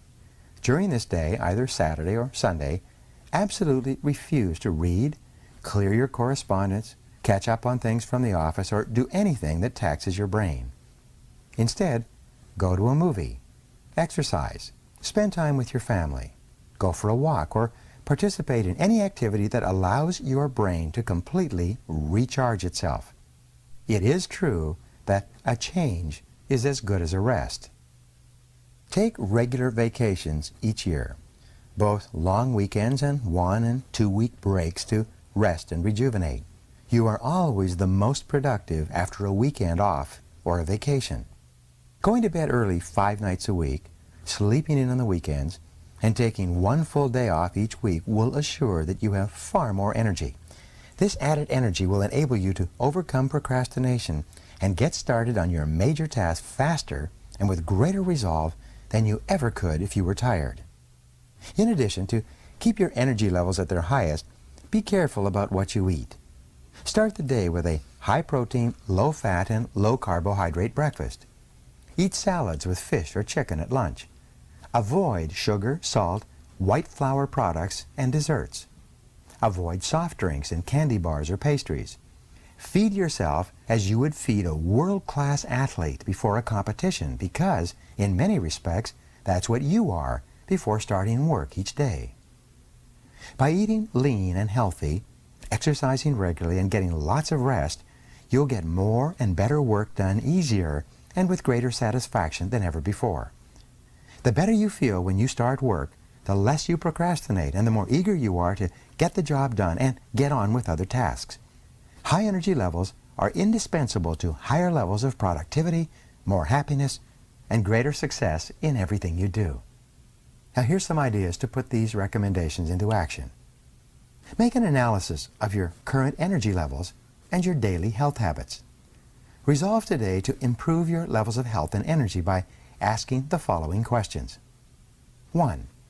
What am I doing physically that I should do more of? 2. What am I doing that I should do less of? 3. What am I not doing that I should start doing if I want to perform at my best? 4. What am I doing today that affects my health that I should stop doing altogether? Whatever your answers are to these questions, take action today. Chapter number 15. Motivate yourself into action.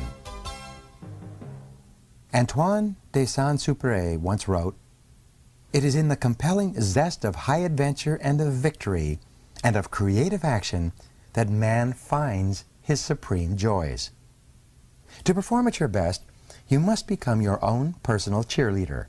You must develop a routine of coaching yourself and encouraging yourself to play at the top of your game. Fully 95% of your emotions, positive or negative, are determined by how you talk to yourself on a minute-to-minute basis. It's not what happens to you, but the way that you interpret the things that are happening to you that determines how you feel.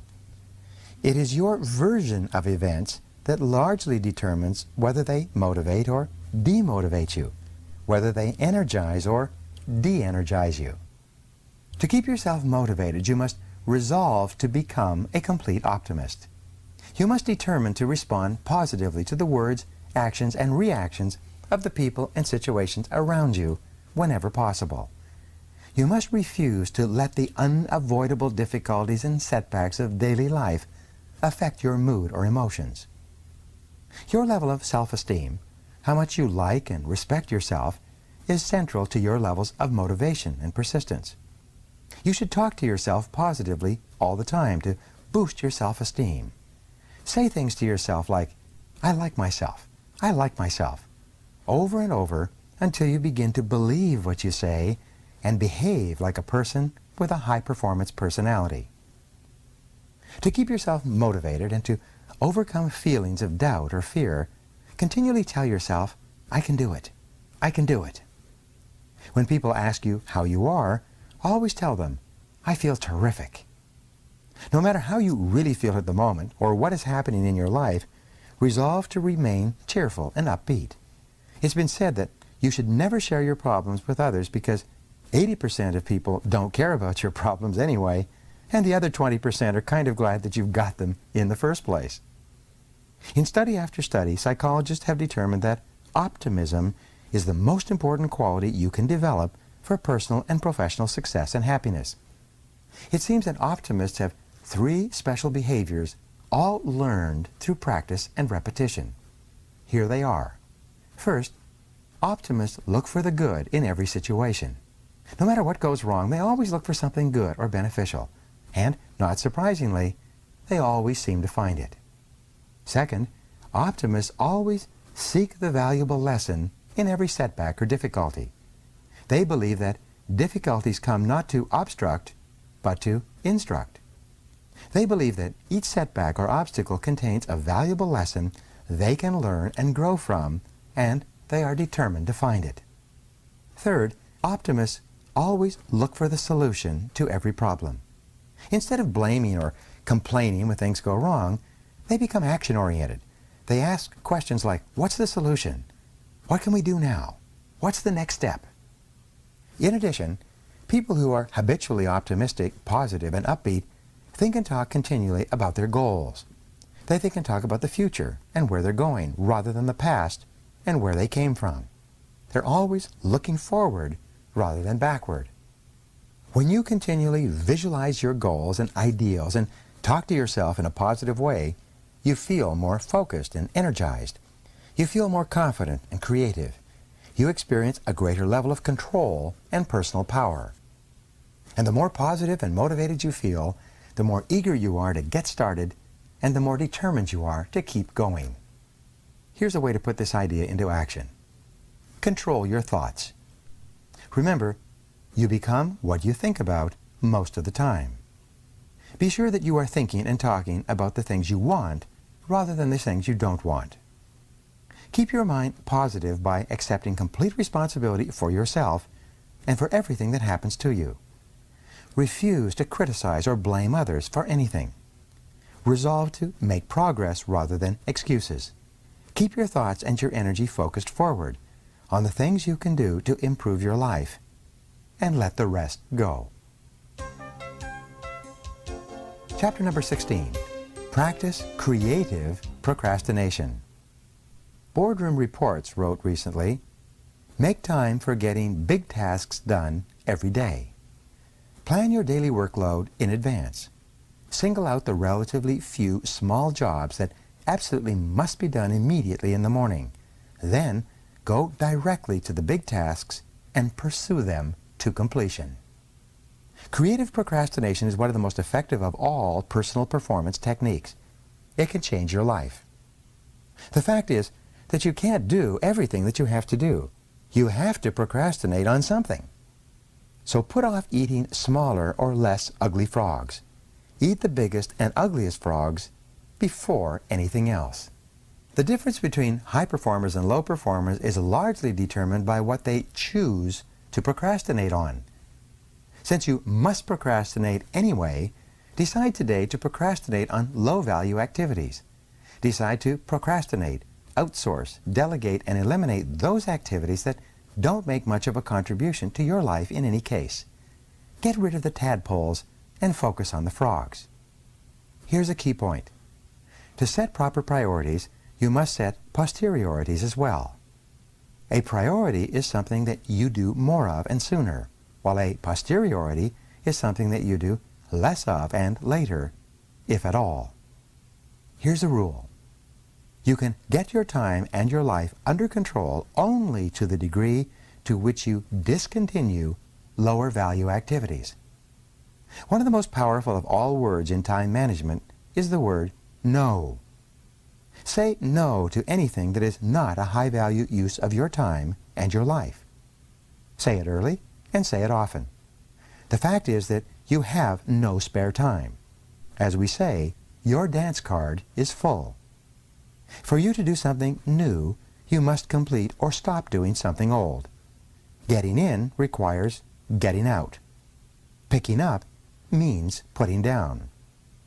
Creative procrastination is the act of thoughtfully and deliberately deciding upon the exact things you are not going to do right now, if ever. Most people engage in unconscious procrastination. This means that they procrastinate without thinking about it. As a result, they procrastinate on the big, hard, valuable, important tasks that can have significant long-term consequences in their lives and careers. You must avoid this common tendency at all costs. Your job is to deliberately procrastinate on tasks that are of low value so that you have more time for tasks that can really make a difference in your life and work. Continually review your duties and responsibilities to identify time-consuming tasks and activities that you can abandon with no real loss. This is an ongoing responsibility for you that never ends. For example, a friend of mine when he was single was an avid golfer. He liked to golf 3 or 4 times a week, 3 to 4 hours each time. Over a period of years, however, he started a business, got married, had 2 children. But he still played golf 3 or 4 times a week until he finally realized that his time on the golf course was causing him enormous stress at home and at the office. It was only by abandoning most of his golf games that he could get his life back under control. Review your activities outside the office to decide which ones are not important. Cut down on television watching and spend the time saved with your family, reading, exercising, or doing something that enhances your life. Look at your work activities and identify the tasks that you could delegate or eliminate to free up more time for the work that really counts. Begin today to practice creative procrastination, to set posteriorities wherever and whenever you can. This decision alone could change your life. Here's an exercise for you. Practice zero-based thinking in every part of your life. Ask yourself continually, if I was not doing this already, knowing what I now know, would I get into it again today? Examine each of your personal and work activities and evaluate it based on your situation today. If it is something that you would not start up again today, knowing what you now know, it is a prime candidate for abandonment or creative procrastination.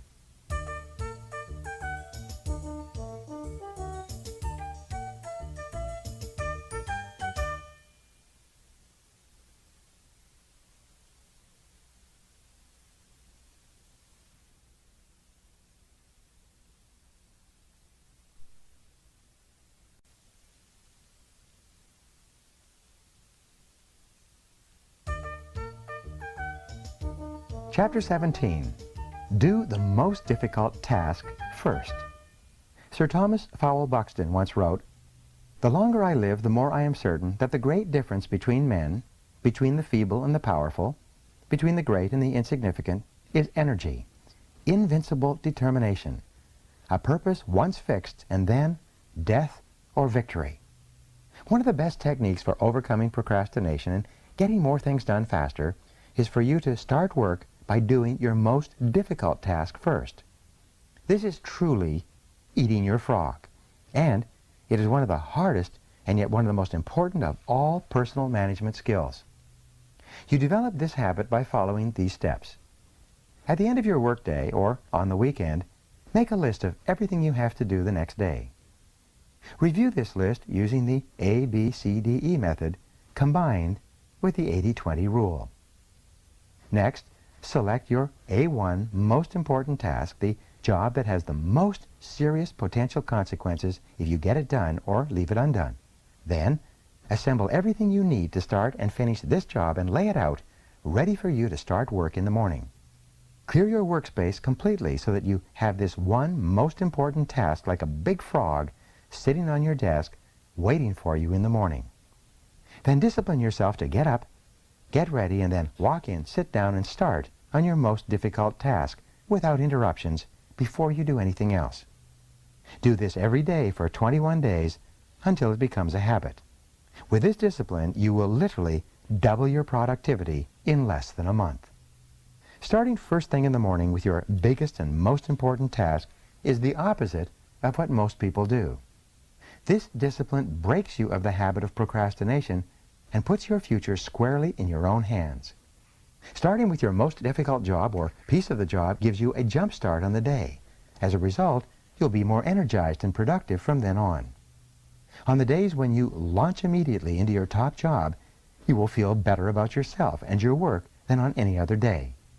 You will personally feel more powerful, more effective, more in control, and more in charge of your life than at any other time. Develop the habit of doing the most difficult task first, and you'll never look back. You will become one of the most productive people of your generation.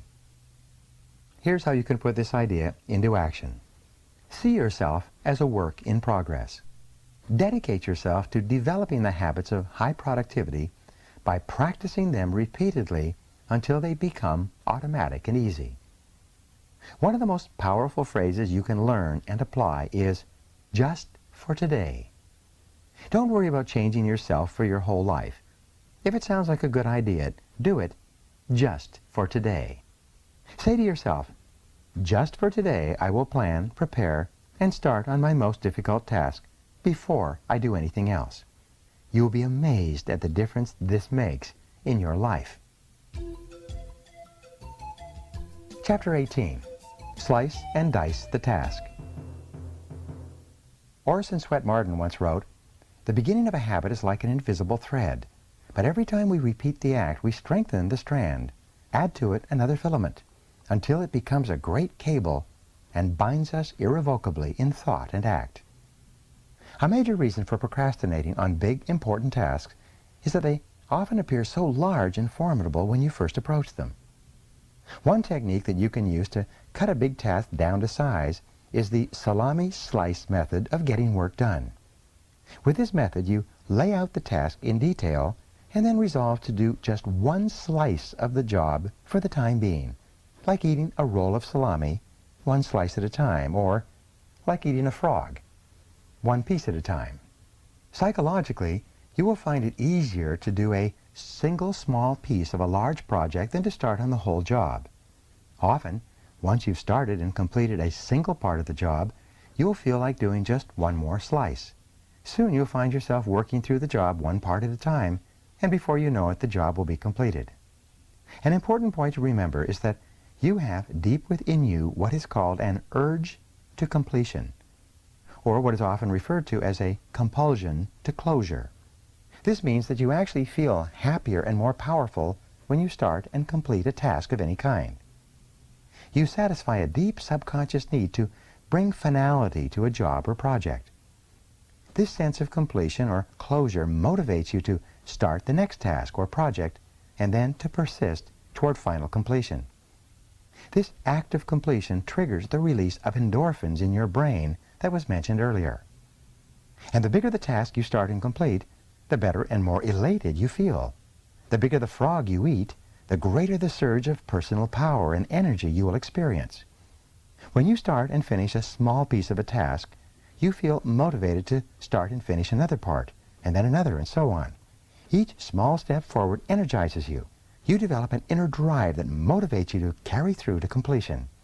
This completion gives you the great feeling of happiness and satisfaction that accompanies any success. Another technique you can use to get yourself going is called the Swiss cheese method of working. You use this technique to get yourself into gear by resolving to punch a hole into the task, like a hole in a block of Swiss cheese. You Swiss cheese a task when you resolve to work for a specific time period on it. This may be as little as 5 or 10 minutes, after which you will stop and do something else. You will take just one bite of your frog and then rest or do something else. The power of this method is similar to that of the salami slice method. Once you start working, you develop a sense of forward momentum and a feeling of accomplishment. You become energized and excited. You feel internally motivated and propelled to keep going until the task is complete.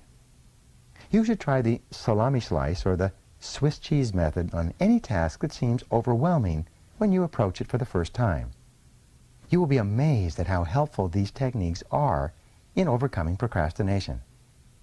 I have several friends who have become best-selling authors by simply resolving to write one page or even one paragraph per day until the book was completed. And you can do the same. Now, put these techniques into action immediately. Take a large, complex, multitask job that you've been putting off and either salami slice or Swiss cheese it to get it started. A common quality of successful, happy people is that they are action-oriented. When they hear a good idea, they take action on it immediately to see if it can help them. Don't delay. Try it today. Chapter 19. create large chunks of time. Needle Cabine once wrote, "Nothing can add more power to your life than concentrating all of your energies on a limited set of targets." The strategy of creating large chunks of time requires a commitment from you to work at a scheduled time on large tasks. Most of the really important work you do requires large chunks of unbroken time to complete. Your ability to create and carve out these blocks of high-value, highly productive time is central to your ability to make a significant contribution to your work and to your life. Successful salespeople set aside a specific time period each day to phone prospects. Rather than procrastinating or delaying on a task that they don't particularly like, they resolve that they will phone for 1 solid hour, between 10 and 11 a.m. for example, and they then discipline themselves to follow through on their resolutions. Many business executives set aside a specific time each day to call customers directly to get feedback. Some people allocate specific 30 to 60-minute time periods each day for exercise. Many people read great books, 15 minutes each night before retiring. In this way, over time, they eventually read dozens of the best books ever written. The key to the success of this method of working in specific time segments is for you to plan your day in advance and specifically schedule a fixed time period for a particular activity or task. You make work appointments with yourself and then discipline yourself to keep them. You set aside 30, 60, and 90-minute time segments that you use to work on and complete important tasks. Many highly productive people schedule specific activities in pre-planned time slots all day long. These people build their work lives around accomplishing key tasks one at a time. As a result, they become more and more productive and eventually produce 2 times, 3 times, and 5 times as much as the average person. A time planner, broken down by day, hour, and minute, organized in advance, can be one of the most powerful personal productivity tools of all. It enables you to see where you can consolidate and create blocks of time for concentrated work. During this working time, you turn off the telephone, eliminate all distractions, and work non-stop. One of the best work habits of all is for you to get up early and work at home in the morning for several hours. You can get 3 times as much work done at home without interruptions as you ever could in a busy office where you are surrounded by people and bombarded by phone calls. When you fly on business, you can create your office in the air by planning your work thoroughly before you depart. When the plane takes off, you can work non-stop for the entire flight. You will be amazed at how much work you can go through when you work steadily in an airplane without interruptions. One of the keys to high levels of performance and productivity is for you to make every minute count. Use travel and transition times, what are often called gifts of time, to complete small chunks of larger tasks. Remember, the pyramids were built 1 block at a time. A great life and a great career is built 1 task, and often 1 part of a task, at a time. Your job in time management is to deliberately and creatively organize the concentrated time periods you need to get your jobs done well and on schedule. Here's some ways to apply this idea. Think continually of different ways that you can save, schedule, and consolidate large chunks of time. Use this time to work on important tasks with the most significant long-term consequences. Make every minute count. Work steadily and continuously without diversion or distraction by planning and preparing your work in advance. Most of all, keep focused on the most important results for which you are responsible. Chapter number 20, Develop a Sense of Urgency. Napoleon Hill once wrote, "Do not wait. The time will never be just right. Start where you stand and work with whatever tools you may have at your command, and better tools will be found as you go along." Perhaps the most outwardly identifiable quality of a high-performing man or woman, as I mentioned earlier, is action orientation. Highly productive people take the time to think, plan, and set priorities. They then launch quickly and strongly toward their goals and objectives. They work steadily, smoothly, and continuously, and seem to go through enormous amounts of work in the same time period that the average person spends socializing, wasting time, and working on low-value activities. When you work on high-value tasks at a high and continuous level of activity, you can actually enter into an amazing mental state called flow. Almost everyone has experienced this at some time. Really successful people are those who get themselves into this state far more often than the average. In the state of flow, which is the highest human state of performance and productivity, something almost miraculous happens to your mind and emotions. You feel elated and clear. Everything you do seems effortless and accurate. You feel happy and energized. You experience a tremendous sense of calm and personal effectiveness. In the state of flow, identified and talked about over the centuries, you actually function on a higher plane of clarity, creativity, and competence. You are more sensitive and aware. Your insight and intuition function with incredible precision. You see the interconnectedness of people and circumstances around you. You often come up with brilliant ideas and insights that enable you to move ahead even more rapidly. One of the ways that you can trigger this state of flow is by developing a sense of urgency. This is an inner drive and desire to get on with a job quickly and get it done fast. This inner drive is an impatience that motivates you to get going and to keep going. A sense of urgency feels very much like racing against yourself. With this ingrained sense of urgency, you develop a bias for action. You take action rather than talking continually about what you are going to do. You focus on specific steps you can take immediately. You concentrate on the things you can do right now to get the results you want and achieve the goals you desire. A fast tempo seems to go hand in hand with all great success.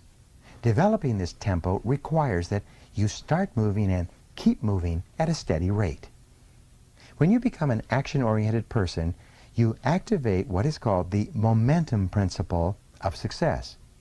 This principle says that although it may take tremendous amounts of energy to overcome inertia and get going initially, it then takes far less energy to keep going. The good news is that the faster you move, the more energy you have. The faster you move, the more you get done, and the more effective you feel. The faster you move, the more experience you get, and the more you learn. The faster you move, the more competent and capable you become at your work. A sense of urgency shifts you automatically onto the fast track in your career. The faster you work, and the more you get done, the higher will be your levels of self-esteem, self-respect, and personal pride. One of the simplest and yet most powerful ways to get yourself started is to repeat the words, "Do it now, do it now, do it now," over and over to yourself. If you feel yourself slowing or becoming distracted by conversations or low-value activities, repeat to yourself the words, "Back to work, back to work, back to work," over and over. In the final analysis, nothing will help you more in your career than for you to get the reputation for being the kind of person who gets important work done quickly and well. This reputation will make you one of the most valuable and respected people in your field. Now here's how you can apply these ideas. Resolve today to develop a sense of urgency in everything you do. Select one area where you have a tendency to procrastinate and make a decision to develop the habit of fast action in that area. When you see an opportunity or a problem, take action immediately. When you're given a task or responsibility, do it quickly and report back fast. Move rapidly in every important area of your life. You will be amazed at how much better you feel and how much more you get done. Chapter 21, Single-Handle Every Task. James Allen once wrote, "And herein lies the secret of true power. Learn by constant practice how to husband your resources and concentrate them at any given moment upon a given point." Eat that frog. Every bit of planning, prioritizing, and organizing comes down to this simple concept. Your ability to select your most important task, to begin it, and then to concentrate on it single-mindedly until it is complete is the key to high levels of performance and personal productivity. Every great achievement of humankind has been preceded by a long period of hard, concentrated work until the job was done. Single-handling requires that once you begin a task, you keep working at it without diversion or distraction until the job is 100% complete. You keep urging yourself onward by repeating the words, "back to work," over and over whenever you're tempted to stop or do something else. By concentrating single-mindedly on your most important task, you can reduce the time required to complete it by 50% or more. It's been estimated that the tendency to start and stop a task, to pick it up, put it down, and come back to it, can increase the time necessary to complete the task by as much as 500%. You see, each time you return to the task, you have to familiarize yourself with where you were when you stopped and what you still have to do. You have to overcome inertia and get yourself going again. You have to develop momentum and get into a productive work rhythm. But when you prepare thoroughly and then begin, refusing to stop or turn aside until the job is done, you develop energy, enthusiasm, and motivation. You get better and more productive. You work faster and more effectively. The truth is that once you've decided on your number one task, anything else that you do other than that is a relative waste of time. Any other activity is just not as valuable or as important as this job based on your own priorities. The more you discipline yourself to working non-stop on a single task, the more you move forward along the efficiency curve. That means you get more and more high-quality work done in less and less time. Each time you stop working, however, you break this cycle and move backward on the curve to where every part of the task is more difficult and time-consuming. Elbert Hubbard defined self-discipline as the ability to make yourself do what you should do, when you should do it, whether you feel like it or not. In the final analysis, success in any area requires tons of discipline. Self-discipline, self-mastery, and self-control are the basic building blocks of character and high performance. Starting a high-priority task and persisting with that task until it is 100% complete is the true test of your character, your willpower, and your resolve. Persistence is actually self-discipline in action. The good news is that the more you discipline yourself to persist on a major task, the more you like and respect yourself, and the higher is your self-esteem. And the more you like and respect yourself, the easier it is for you to discipline yourself to persist even more. By focusing clearly on your most valuable task and concentrating single-mindedly until it is 100% complete, you actually shape and mold your own character. You become a superior person. You become a stronger, more competent, more confident, and happier person. You feel more powerful and productive. You eventually feel capable of setting and achieving any goal. You become the master of your own destiny. You place yourself on an ascending spiral of personal effectiveness on which your future is absolutely guaranteed. And the key to all of this is for you to determine the most valuable and important thing you could possibly do at every single moment, and then eat that frog. Here's something you can do immediately. Take action. Resolve today to select the most important task or project that you could complete, and then launch into it immediately. Once you start your most important task, discipline yourself to persevere without diversion or distraction until it is 100% complete. See it as a test to determine whether you are the kind of person who can make a decision to complete something and then carry it out. Once you begin, refuse to stop until the job is finished. Now here's the conclusion, and let's put it all together. The key to happiness, satisfaction, great success, and a wonderful feeling of personal power and effectiveness is for you to develop the habit of eating your frog first thing every day when you start work. Fortunately, this is a learnable skill that you can acquire through repetition. And when you develop the habit of starting on your most important task before anything else, your success is assured. Here's a summary of the 21 great ways to stop procrastinating and get more things done faster. Review these rules and principles regularly until they become firmly ingrained in your thinking and actions, and your future will be guaranteed. Number 1, set the table. Decide exactly what you want. Clarity is essential. Write out your goals and objectives before you begin. Number 2, plan every day in advance. Think on paper. Every minute you spend in planning can save you 5 or 10 minutes in execution. Number 3, apply the 80-20 rule to everything you do. 20% of your activities will account for 80% of your results. Always concentrate your efforts on that top 20%. Number 4, consider the consequences. Your most important tasks and priorities are those that can have the most serious consequences, positive or negative, on your life or work. Focus on these tasks above all else. Number 5, practice the ABCDE method continually. Before you begin work on a list of tasks, take a few moments to organize them by value and priority so that you can be sure of working on your most important activities. Number 6, focus on key result areas. Identify and determine those results that you absolutely, positively have to get done to do your job well, and work on them all day long. Number 7, obey the law of forced efficiency. There is never enough time to do everything, but there's always enough time to do the most important things. What are they? Number 8, prepare thoroughly before you begin. Proper prior preparation prevents poor performance. Number 9, do your homework. The more knowledgeable and skilled you become at your key tasks, the faster you start them and the sooner you get them done. Number 10, leverage your special talents.